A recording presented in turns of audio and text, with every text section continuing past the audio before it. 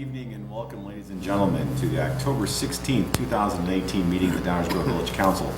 It is my privilege to call this meeting to order. If you haven't already done so, there are copies of our agenda on either side of the room. Please feel free to pick one up and you can follow along with tonight's proceedings. There will be multiple opportunities for public comment, both with respect to items that are on tonight's agenda, as well as a segment that is under item 4, which is reserved for public comments of a general nature. When we get to that point in the evening, if anyone present has any questions or comments of a general nature with respect to things that are not on tonight's agenda, we would invite you to please come to the podium, let us know who you are, and we'll welcome hearing from you at that time. But first, it is our proud custom to begin our meetings by reciting the Pledge of Allegiance. So I'd ask everyone present to please rise and join us in reciting the pledge. I pledge allegiance to the flag of the United States of America and to the republic for which it stands, one nation, under God, indivisible, with liberty and justice for all. Thank you very much. Appreciate that. Now I'd like to ask our fine village clerk, April Holden, to please call the roll. Commissioner Wallace? Here. Commissioner Earl? Here. Commissioner Waldeck? Here. Commissioner White? Here. Commissioner Jose? Commissioner Barnett? Here. Mayor Tully? Here. Thank you very much. That brings us to item 3, which pertains to minutes of prior council meetings. We have one set of minutes to approve tonight. Those are our minutes from our regular council meeting of October 9th, 2018. If there are no changes, corrections, questions, or comments, I will entertain, please, a motion to approve. Martelli, I move the council approve the meeting minutes. I move the council approve the meeting minutes from October 9th, 2018 as presented. Second. All those in favor say aye. Aye. Any opposed? Ayes have it, and the minutes are approved. Next, it would not be a village council meeting without a proclamation. And because we like to comply, I would like to read a proclamation in support of National Code Compliance Month. Whereas code enforcement officers provide for the safety, health, and welfare of citizens living in communities throughout the United States through the enforcement of building, zoning, housing, environmental, property maintenance, and other codes and ordinances. And whereas code enforcement officers are dedicated, well-trained, and highly responsible individuals who take their jobs seriously and are committed to promoting life safety and improving neighborhood aesthetics in the course of their daily jobs. And whereas October is set aside to honor and recognize our code enforcement officers as an opportunity to highlight the contributions these individuals have made to the quality of our communities. And whereas many valuable contributions are made by the code enforcement officers throughout our country. Now therefore, I, Martin T. Tully, Mayor of the Village of Downers Grove, do hereby proclaim October 2018 as National Code Compliance Month in the Village of Downers Grove and extend thanks for the commitment of our code enforcement officers to public service. And in compliance with our protocols, I'm going to ask our Director of Community Planning, Stan Popovich, to please come up and accept this on behalf of all of our code enforcement officers.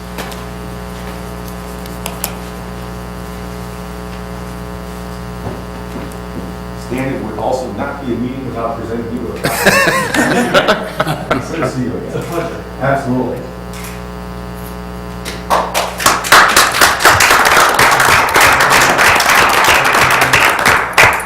Make sure I always wear a different tie in every picture with you. Those people will notice. I'm right there with you, Mayor, so I appreciate it. Thank you, Mayor and Council, for the proclamation. We got 2 code enforcement officers, Bob Saman and Dave Borman, who just do a wonderful job. Many times they're the only people from the village that residents see, so their customer service is very much appreciated. Last year they made over 5,300 visits with residents and phone calls to talk about various issues. And they do work on the behalf of all the village residents for the safety, health, and welfare of the community. And again, thank you for the proclamation, Mayor. Thank you very much. Well said. And we appreciate all the work that they do, and they are an important interface with the residents of our community, so their job is high profile. Thank you. Thank you. And next brings us to item 4. As earlier advertised, item 4 on our agenda is reserved for public comments of a general nature, so if there are any members of the audience that have any questions or comments of a general nature with respect to things that are not on tonight's agenda, now would be the time to please go to the podium and let us know who you are, and we would welcome hearing from you.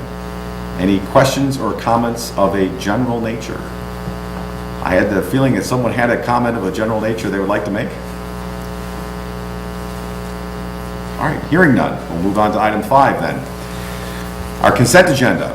Do I have a motion to approve the consent agenda as presented? Martelli, I move the council approve the consent agenda as presented. Second. Any questions or comments on any of the items on tonight's consent agenda from members of the audience? Questions or comments from members of the village council? Hearing none, may I have a roll call, please? Commissioner White? Aye. Commissioner Earl? Aye. Commissioner Wallace? Aye. Commissioner Waldeck? Aye. Commissioner Barnett? Aye. Mayor Tully? Aye. Consent agenda passes unanimously. That brings us to item 6, our active agenda. We have several items on tonight's active agenda. The first one is item 6A.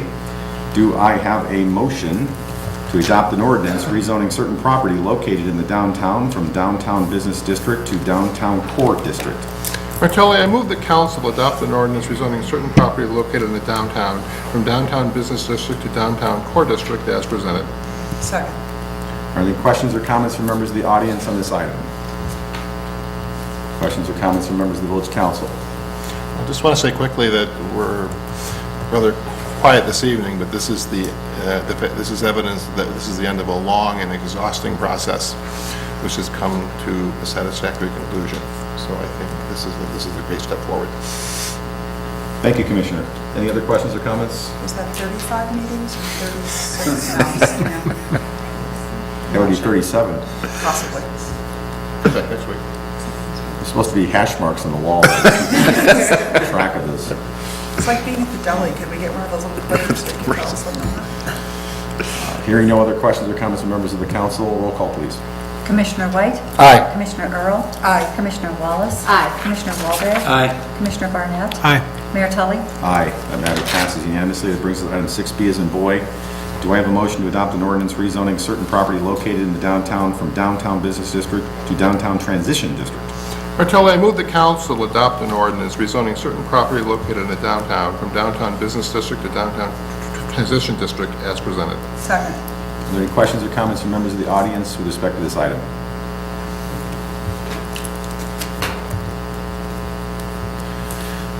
Good evening, welcome. Good evening. Willis Johnson, 603 Rogers.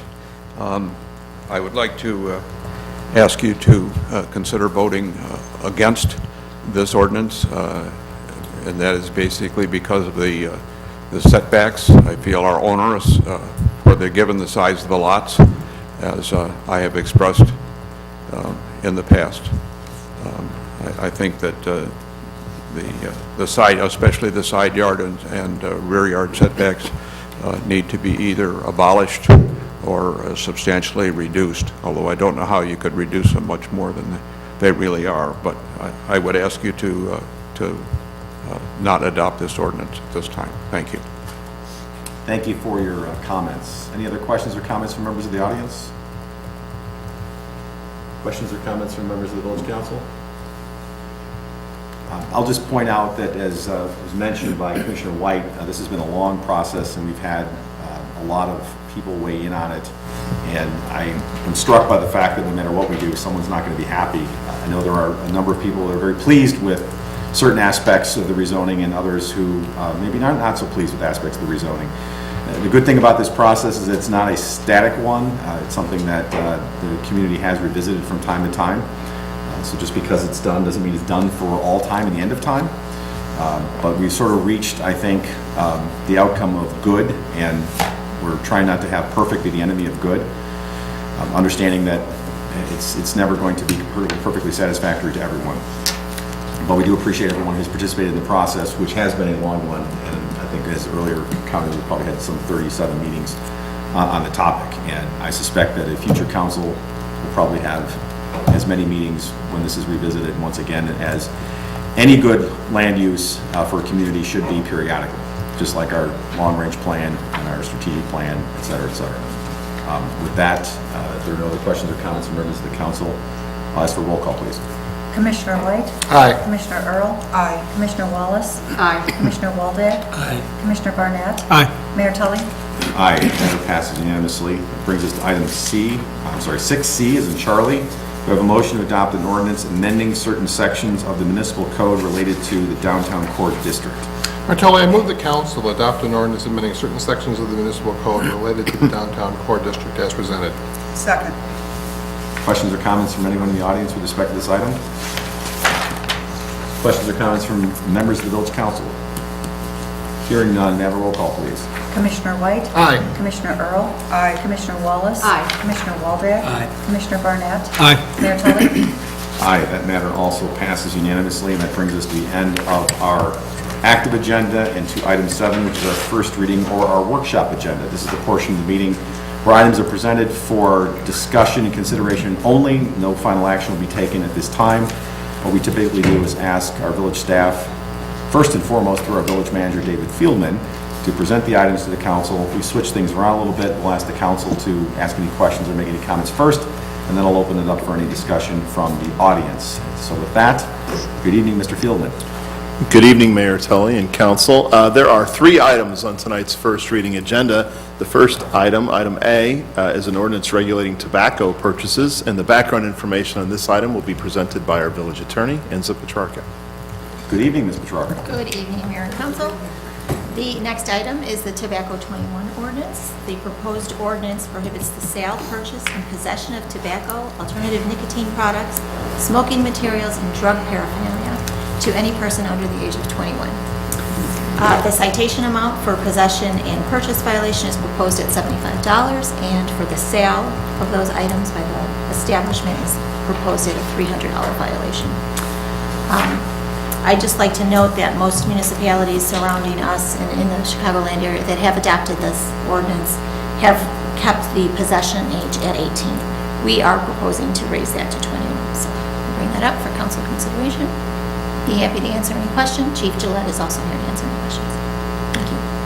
Thank you, appreciate it. And obviously, this was something that came before us by way of a presentation some time ago. I know the council's received a substantial amount of information on the Tobacco 21 initiative. To me, there seemed to be a fair amount of support for a local ordinance on this topic in the past. It was not addressed at the state level, so here we are.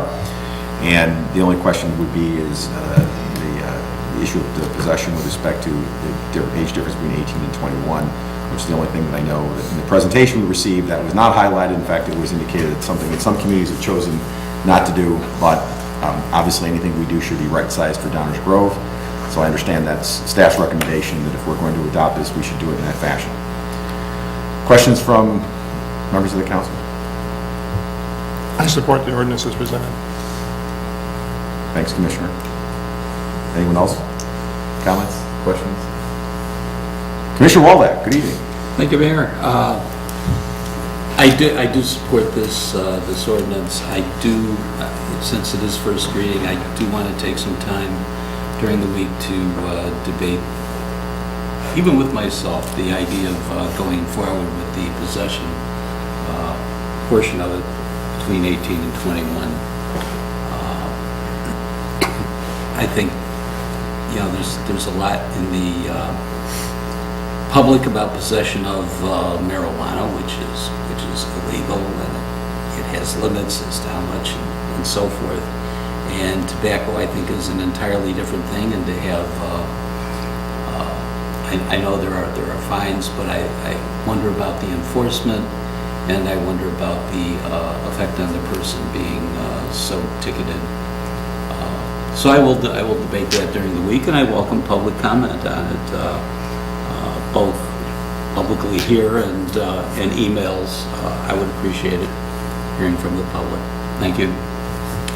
Thank you, Commissioner. Other questions or comments from members of the council? Commissioner Barnett, good evening.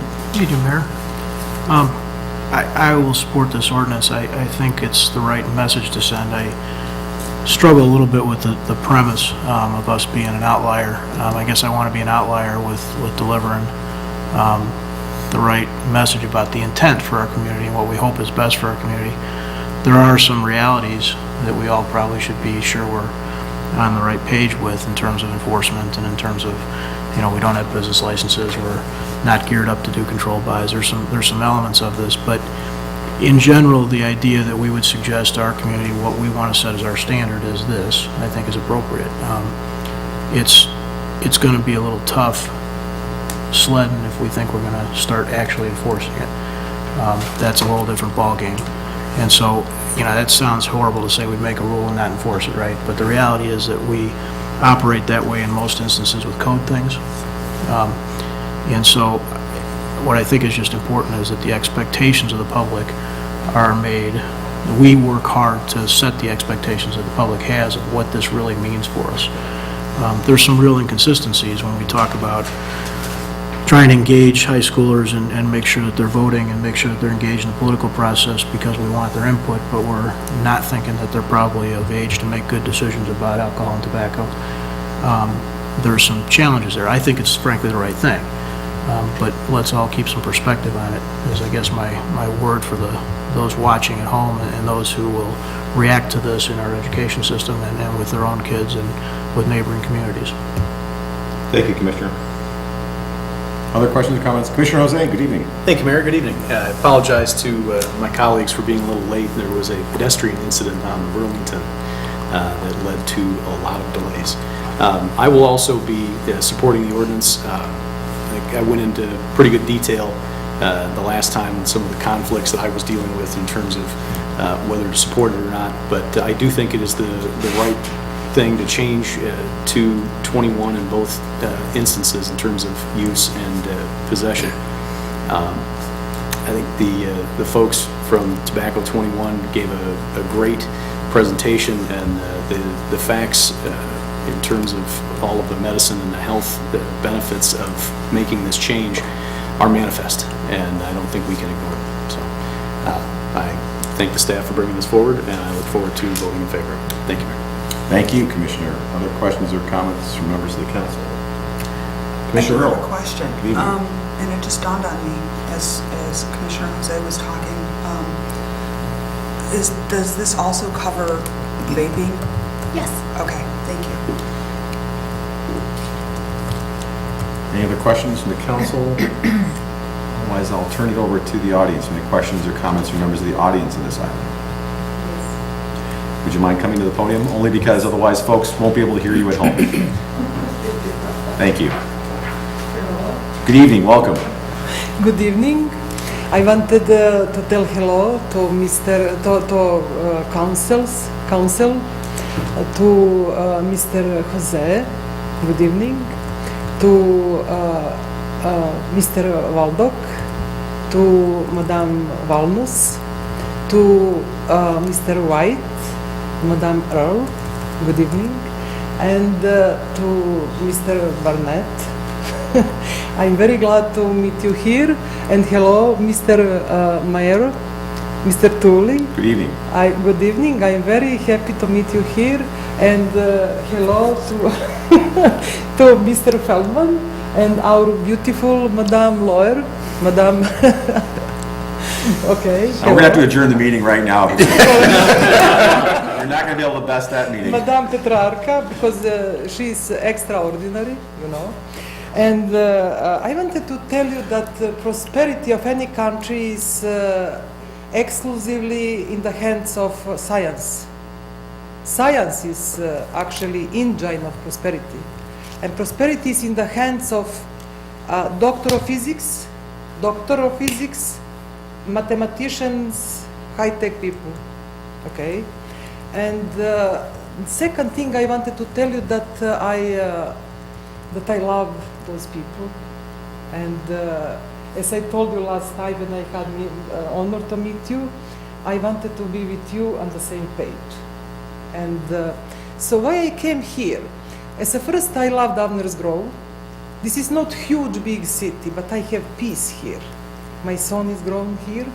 And I wanted to tell you that made me pain because this city is in the dark.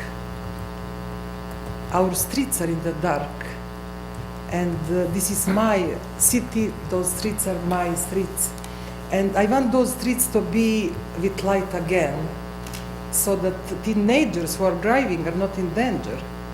So why they would be in danger? Because can you imagine in dark street if someone stop in front, you don't know even who stopped, okay? And I want this city to have more light than other cities too. And I have right to that, to want that. And my husband is scientific and the most modest man I ever met in my life. And he's author, he's inventor too. And one of his inventions is to make energy from nothing. So what does it mean? It means turn light, but no spend energy. So it has nothing with light, with wind, okay? It has nothing with light. This lamp, for example, can be in perfect dark in your basement. For example, in the basement of Mr. White, let's say. So, You've clearly not been to the basement of Mr. for example, just for example. So, would be phenomenal if such kind of lights we would have as a first in my street, as a second in Old Street in Downers Grove. And again, I'm very happy to be here, and I want to be with you on the same page. I'm woman for very big format, and there is joy in life, so why not? Our hands are spread for new lights and for all streets to be in the light. Thank So you. this is what I wanted to tell you. Thank you. At least we And, won't have teenagers lighting up the streets with their cigarettes as they drive through it. We'll make No, sure I that want doesn't happen. city to be in light, and for a free, because we have difficulties in economy. We have difficulties of different ways. So everything has huge impact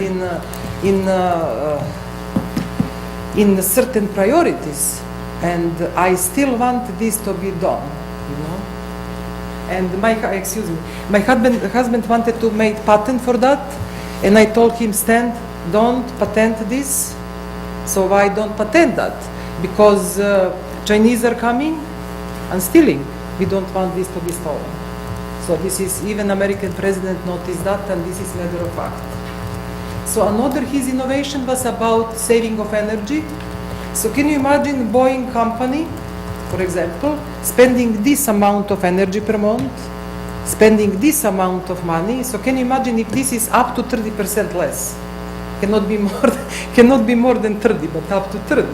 So in my heart, deeply I wish this to be applied here as a first in our companies here in Downers Grove. Wonderful. So thank you for listening me, and thank you for listening my English, which is not perfect. I apologize for accent too, and I love you all, and we are here to help too. Well, thank you. We appreciate that. Good to Sure. see you, and thank you for joining us this evening. Thank you very much. Thank you. Any other questions or comments from members of the audience on this item? Any final questions or comments from members of the village council?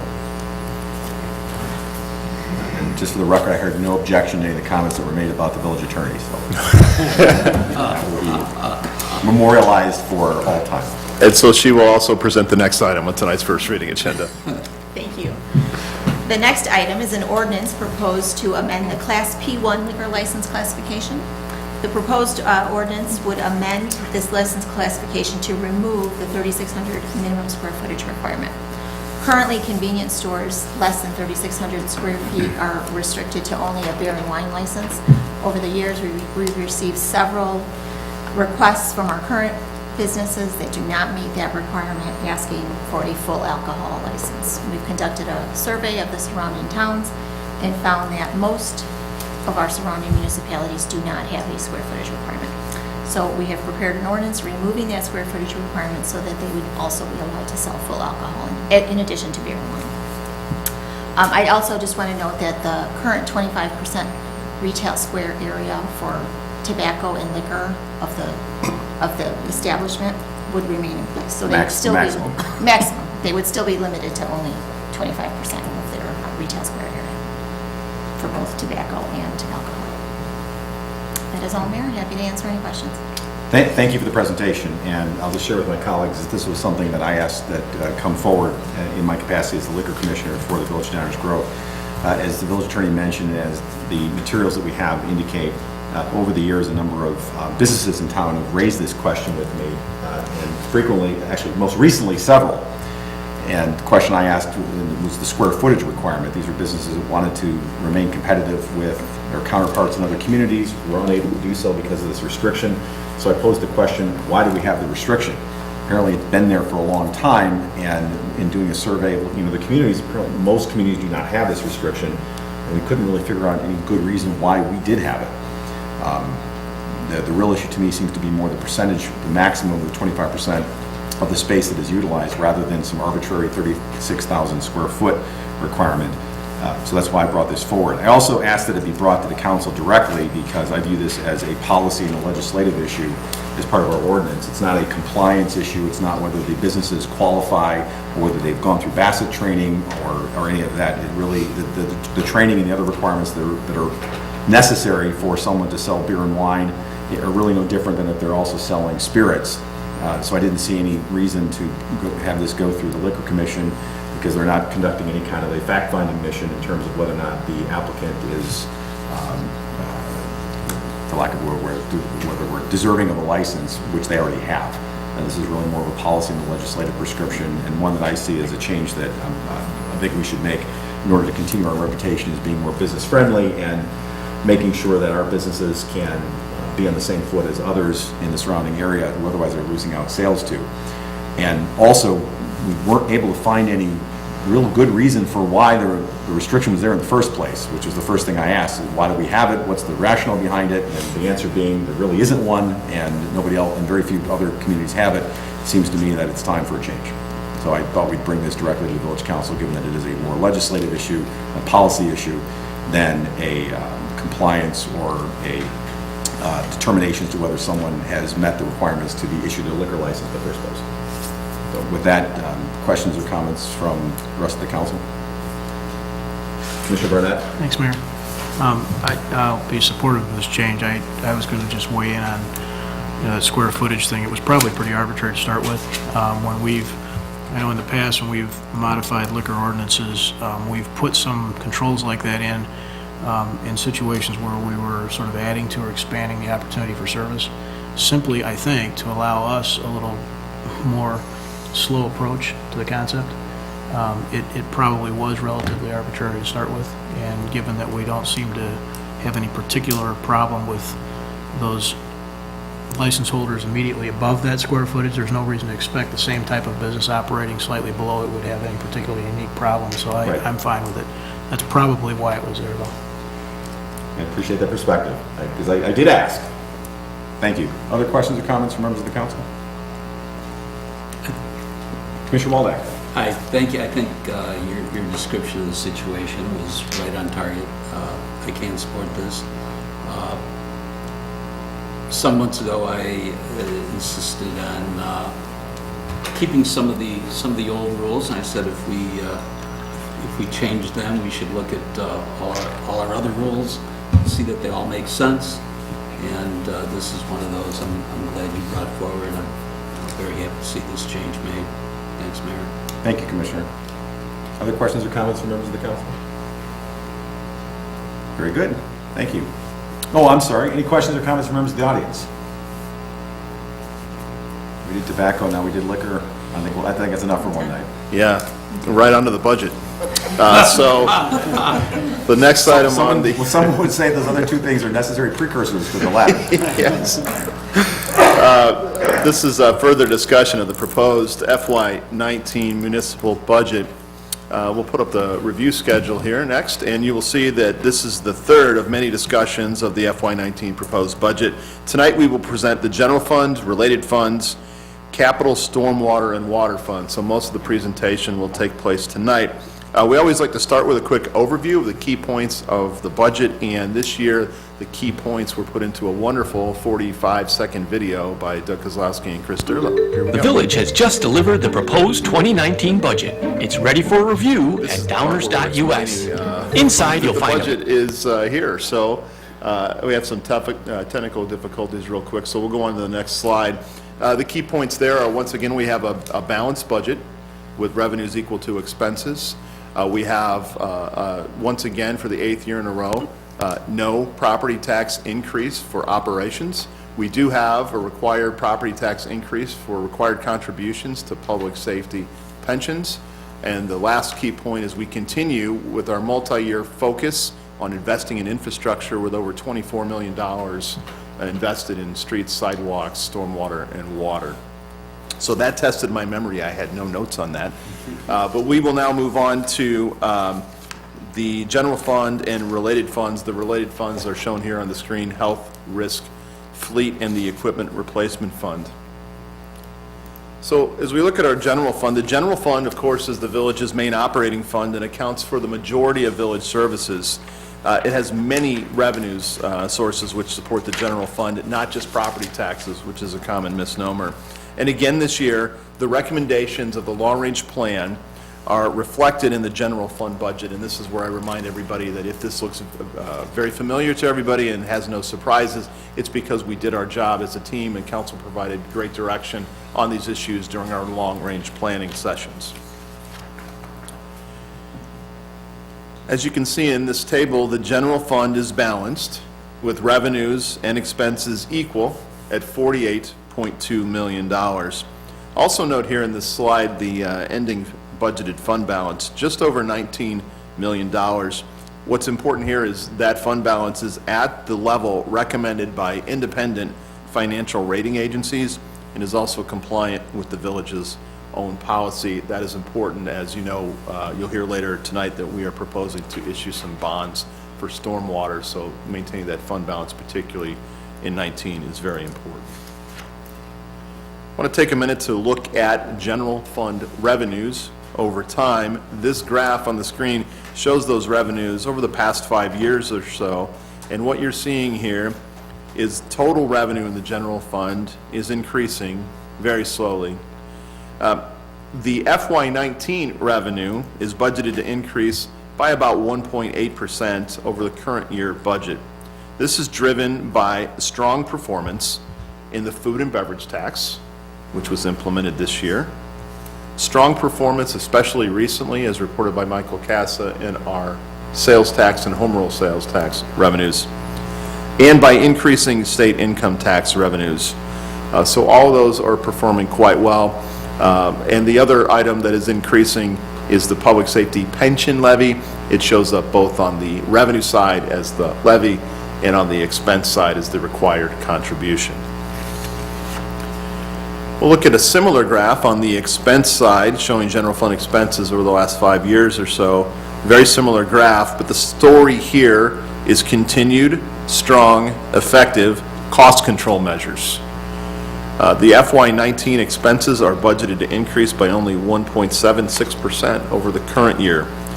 This expense control is driven by the reduction of over 5 full-time equivalent employee positions in this fund with no planned change in service levels. These are positions which have become vacant over time. There are no layoffs proposed. We continue to find ways to increase efficiencies by applying lean techniques, using technology, and maximizing the results of our valued staff members. The staffing reductions reduce expenses measured in hundreds of thousands of dollars, and that is the key driver to expense control, not only this year, but in years past. So again, the summary slide, this was a very brief presentation of the general fund. I will call your attention to the budget document, which is online, provides much deeper explanation if anybody's interested. And I'll conclude by moving on to the funds that are related to the general fund. They're shown here. The health fund, risk management fund, fleet service fund, and equipment replacement fund. These funds are related to the general fund in that they are all internal service funds. They feed into the general fund. These funds track costs for providing the cost of these services, and they're charged back to village departments. So therefore, revenues in these funds actually come from contributions in the village department out of the general fund into these funds. This approach is an effective way to account for the costs of providing these types of services, and most importantly, these funds serve to stabilize expenses in the general fund, protecting it from spikes or movement in expenses. So the key point here is these funds are not intended to balance in any one particular year. They are intended to balance over a period of multiple years. In fact, if you take a look at your council questions from this evening, we show you a 5-year look back and how these funds are performing in the aggregate, and they are growing in their fund balance ever so slightly. I did have a conversation with a resident who had called a couple of council members yesterday on this issue. So you can see the revenues and expenses there. This concludes our portion of the presentation. on this part of the budget. We're happy to take a break right now to answer any questions the council may have before moving on to capital. Thank you for the presentation, and lest anyone remember back in the days when the budget discussion would be 4.5 hours, not 45 seconds in a video.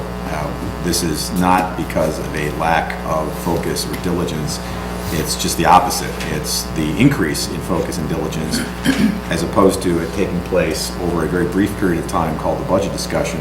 It now takes place annually and actually over the course of a number of years through strategic planning, so that when we see the budget come before us and we know that not much has changed, it's or the things, we only have to focus on the things that are slightly different. It makes it a much easier and more understandable process.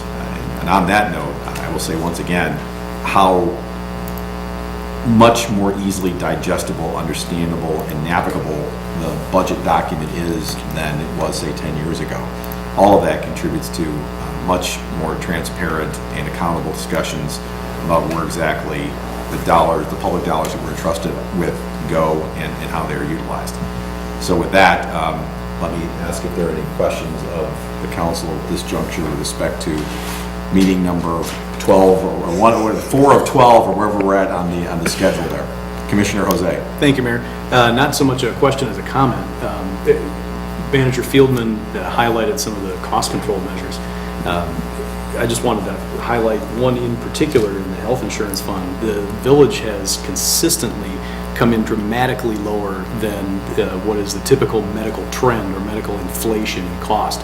And practicing in an area where I represent similarly self-insured funds, these results are phenomenal. They're amazing. And I just want to give my thanks to staff and everyone top to bottom for doing everything they can to keep these numbers in line. Medical costs only go up, and to bend the curve in this way is really something.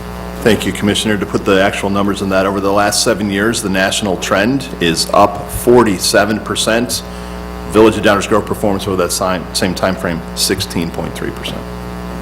Thank you. That's remarkable. And thank you, Mayor. Thank you. I'll just add on to that by saying I remember and recall a number of measures that have been taken over time, so it really is the culmination and the product of a series of actions that have been taken over the course of a number of years to achieve that outcome. It didn't just happen because somebody flipped a switch last week. It really is the product of something that has been a goal and objective for quite some time. No, it's greatly appreciated. Other questions or comments at this juncture from members of the council? Sure. Oh, sorry, Commissioner Walnut. That's okay. I turned my head, sorry. No, I was waiting for you to turn it. It's okay.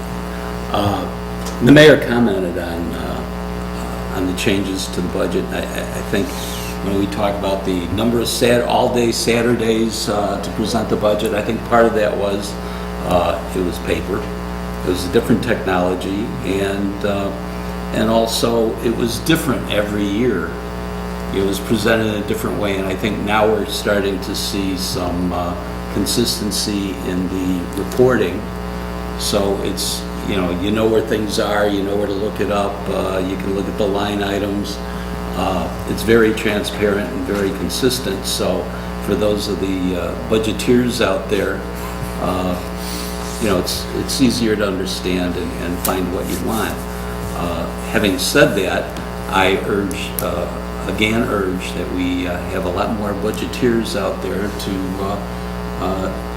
we go through all this transparency, and we urge you to take advantage of it and send in your questions and concerns, and we can get those questions answered. It isn't just us up here. This is your money, and it's where it comes from and where it goes. So please participate, and that's the purpose of having all these meetings over time. After, as part of our council meetings, we'll also have a coffee with the council dedicated to going over the budget. So please take advantage of it. And if you have any great ideas, please take advantage of it. So, thank you. Thank you, Commissioner.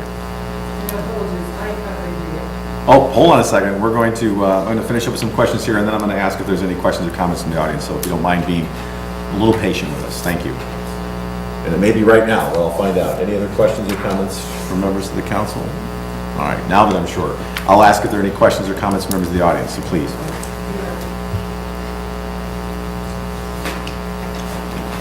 Excuse me, I have one very short question, if it's not secret, or maybe you don't have right now in the paper, because this is logical thing, you don't have all informations right in front of you. But I'm very interested how much is, if it's not secret, how much we spend per month for our streets to be in the light. How much is this? Yeah, we can actually, we'll have to look that up. That's a Yes. bill we pay on a regular basis, so we can get that information to you.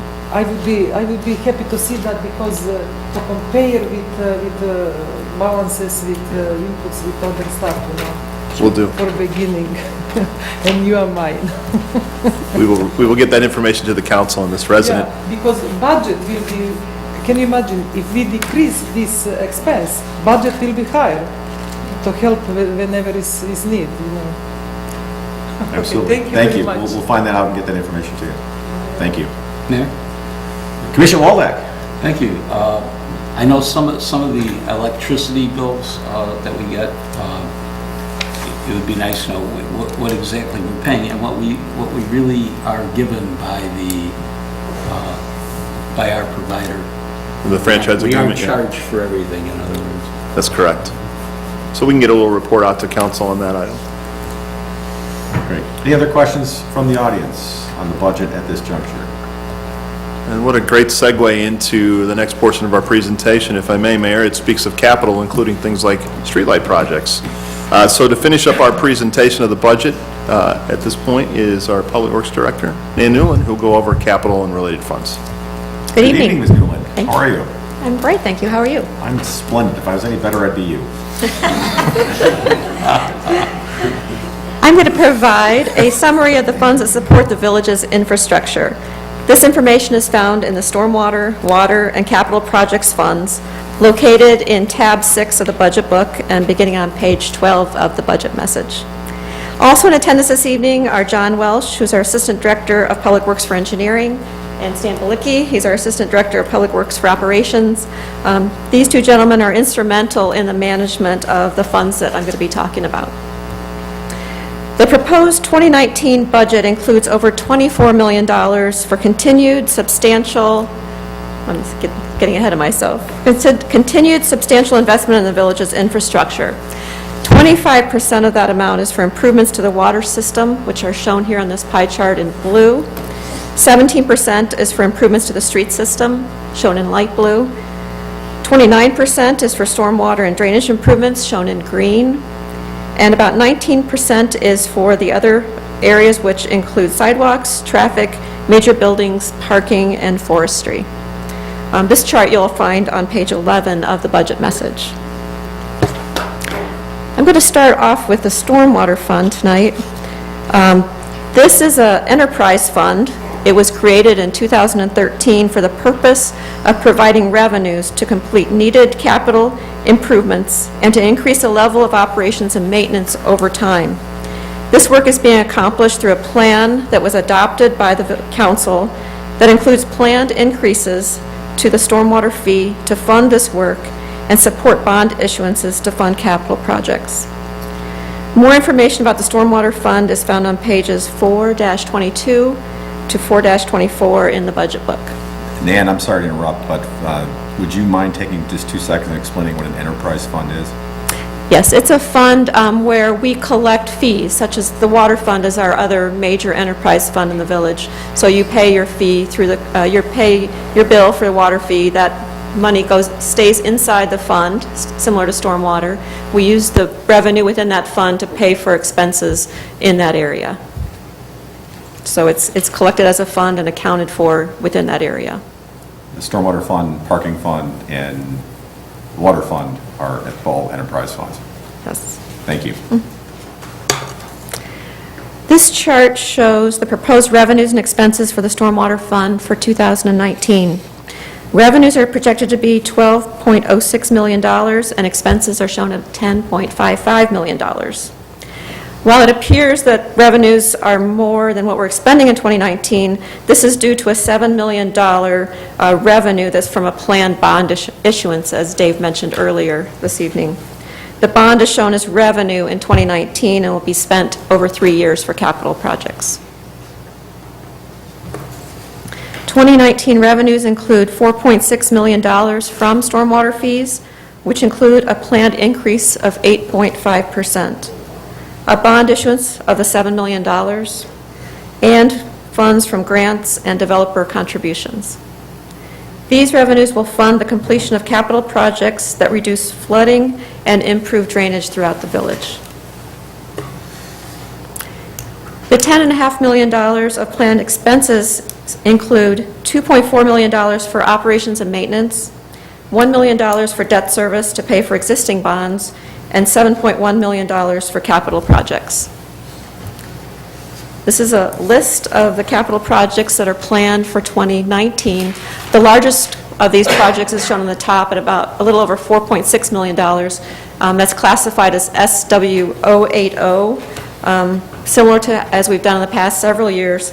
Those are for projects identified in the 2014 stormwater project analysis. And so we're over time completing those projects for land acquisition, design, and construction for projects identified in that study. We'll also be continue to replace and repair failing storm sewers, head walls, and stream banks in 2019 for a total of a little over $7 million.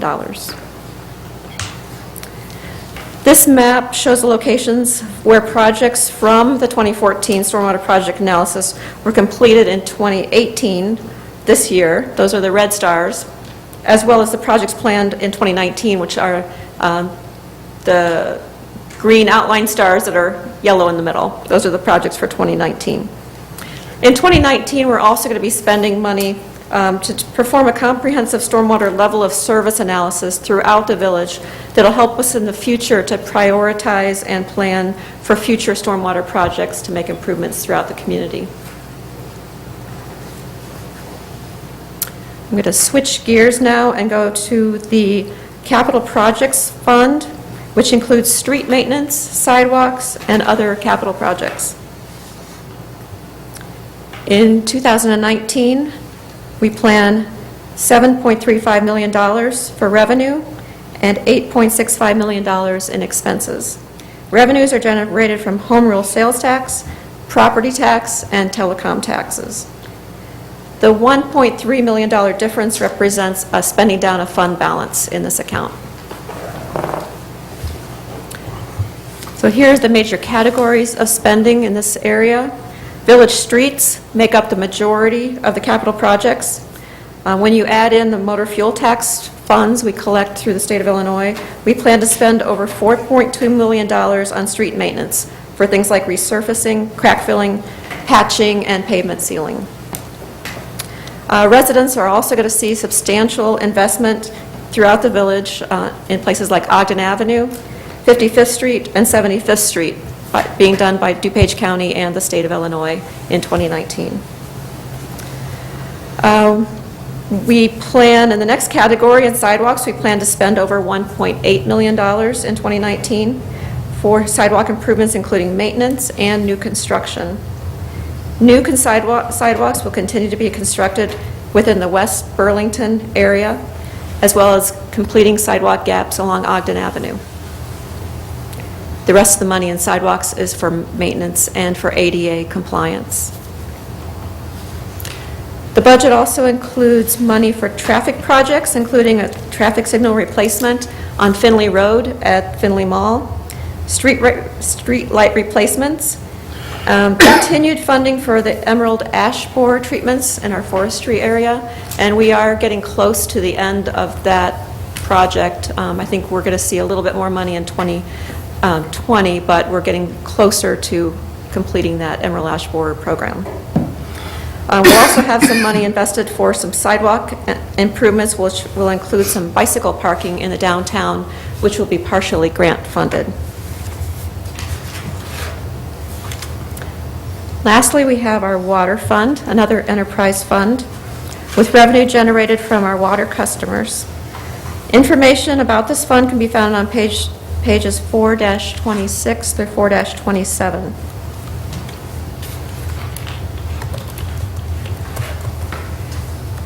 In 2019, revenues are projected to be $20.55 million and expenses $23.53 million. Revenues include a $4.8 million IEPA low-interest loan, as well as water rates that include an anticipated small pass-through rate increase for the cost of water through the DuPage Water Commission. There are no increases expected for village expenses for operating.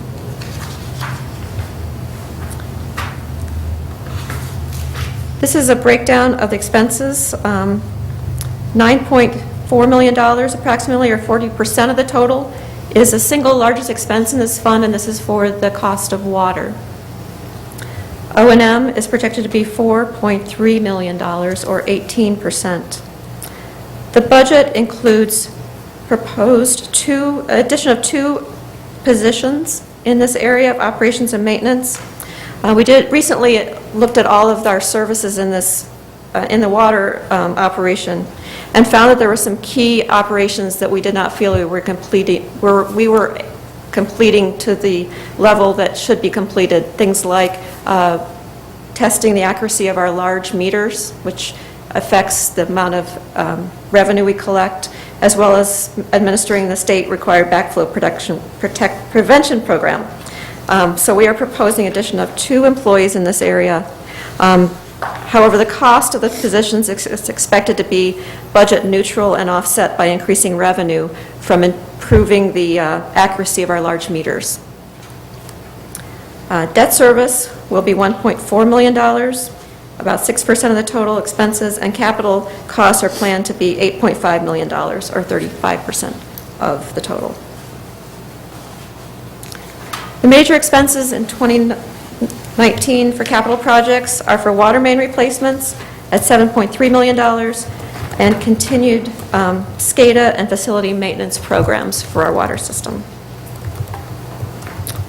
And that concludes an overview of these 3 funds, and I'd be happy to answer any questions. Thank you, Nan, appreciate it. Just a couple of questions, and I don't necessarily need the answers right now. With respect to Fund 2020 Capital Projects Fund, first with respect to sidewalks, I thank you for actually adding up the different components between new, maintenance, and GAP program. I know that we have funds that are earmarked for filling in some of the gaps and sidewalks on Ogden Avenue. I know a resident had asked about where we're at in terms of funding and the plan for other gaps that exist inside existing sidewalks throughout the community, and we'd just love to hear a little bit more about where we're at on that, what our plan is, and whether we should be allocating any more dollars towards those gaps as opposed to just Ogden Avenue. But I do appreciate and recognize that we're continuing to spend a substantial amount of dollars on new sidewalk construction as well as maintenance. And obviously, for anyone that's been walking around Maple Avenue or some of the other streets in town, there are a number of accessibility improvements that we have to invest in as well, all of which is very important to keeping it both safe, compliant, and accessible for folks. But would like to have a little bit more conversation about sidewalk gap program beyond Ogden Avenue.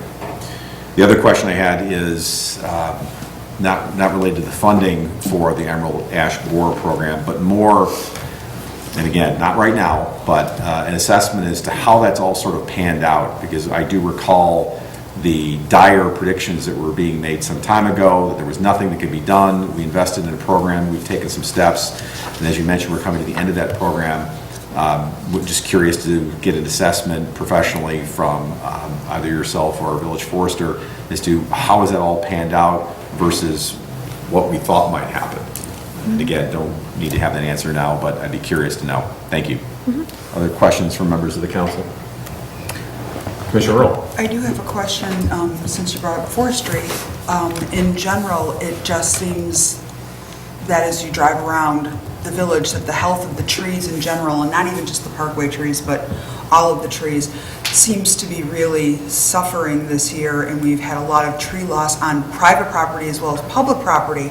I'm just wondering if there was an uptick in something else that we didn't see coming, or was it just an abnormal year where we're finally catching up with some of the other stressors from previous years where the trees weren't making it this year?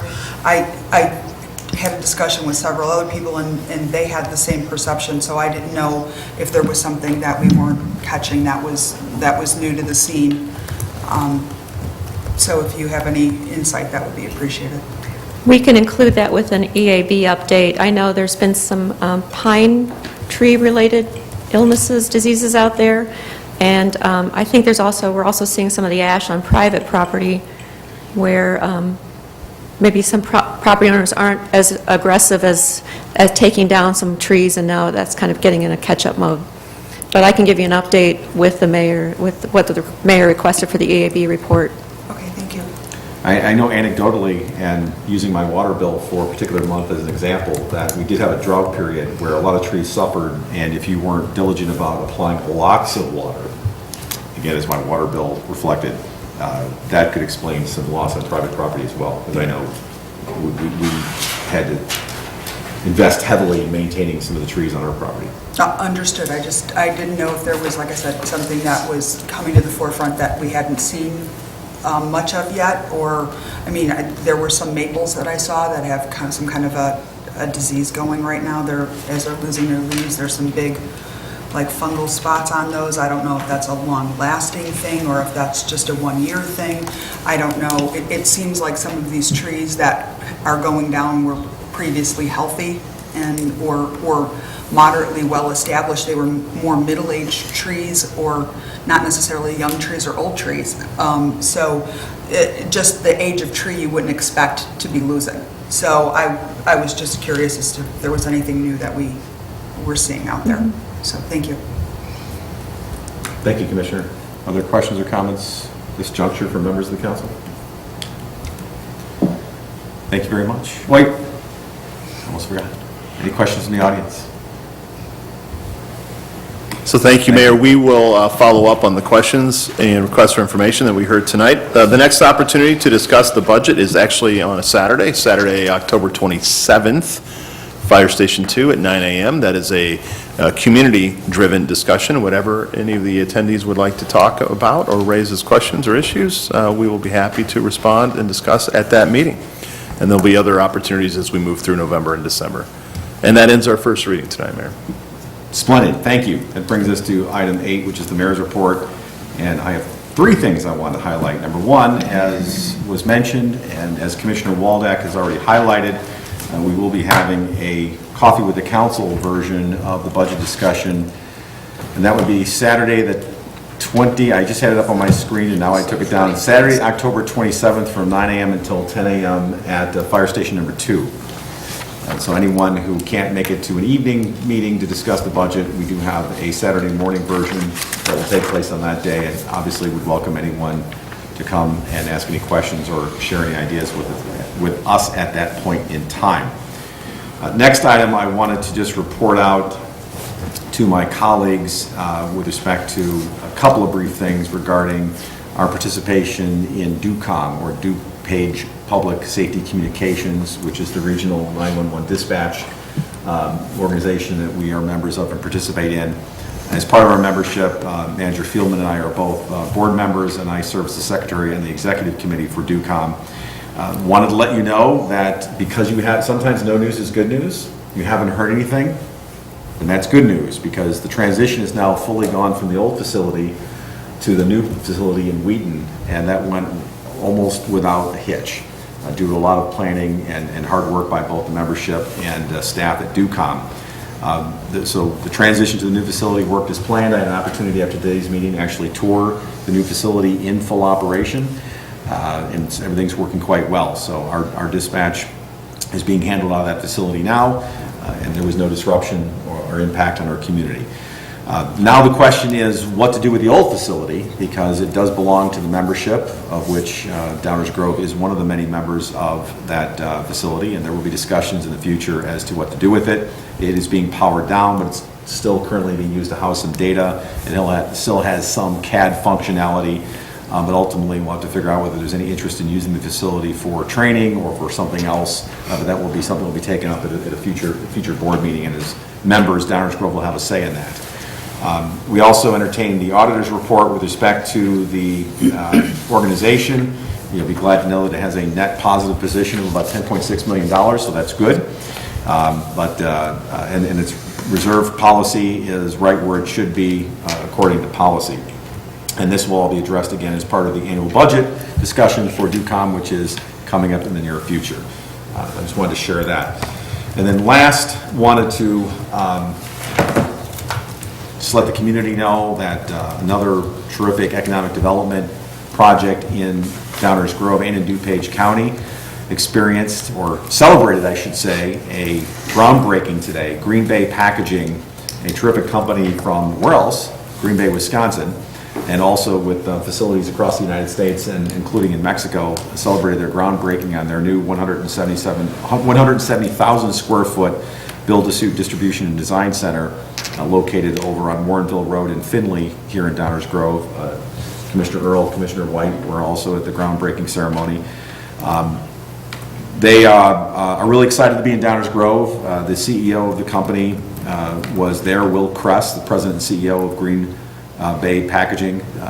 They're very excited to have chosen Downers Grove. We're very excited that they chose Downers Grove and are making this investment in our community. It's another example following in the heels of bridge development and Rexnord, and another great economic development win for us to celebrate, and we welcome Green Bay Packaging to our community. And in about a year and a half or so, we can look forward to a ribbon cutting on that new facility. So that's all I have under my report tonight, because there are all kinds of fun things happening this weekend, and I wouldn't dare steal any thunder from my colleagues, so I know we're just itching to report on them. So that will take us to item 9, which is the manager's report. Back to you, Mr. Fieldman. No report tonight, Mayor. Very good. And now on to item 10 with the weather. Enter Petrarca. I'm sorry, Ms. Petrarca. 2 items to report. First is an ordinance regulating tobacco purchases, and the second is an ordinance amending the off-premise consumption liquor license classification requirements. That is all, Mayor. They will both be on the next active agenda, November 13th. Which is the next time that we'll be here. Yes. Very good.